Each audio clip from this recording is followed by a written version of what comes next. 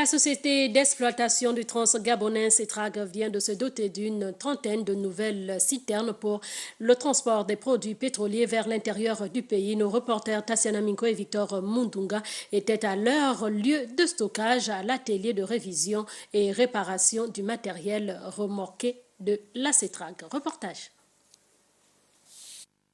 30 nouvelles citernes au profit de la Setrag en provenance de l'Afrique du Sud.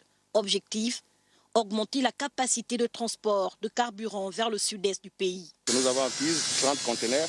Actuellement, nous sommes en train de faire des opérations de sécurité ferroviaire pour les arrimer sur les wagons afin d'éviter qu'ils ne basculent, ils ne bougent lors du transport. La première phase, arrimer le wagon sur les conteneurs sur les wagons, les raccorder entre eux et installer les bouches de dépotage pour les opérateurs. La deuxième opération va consister à faire le barrage de ces conteneurs et installer les taquets de remplissage pour répondre aux normes de l'AGANOR. Des citernes de 23 000 mètres cubes chacune. Une valeur ajoutée pour la Setrag, victime récemment de déraillement de 5 wagons-citernes au PK65 au canton Andempont. Leur capacité en transport de carburant vers l'intérieur du pays était devenue très juste. Aussi bien que nous étions toujours vers la rupture de stock dans la province du Haut-Ogooué.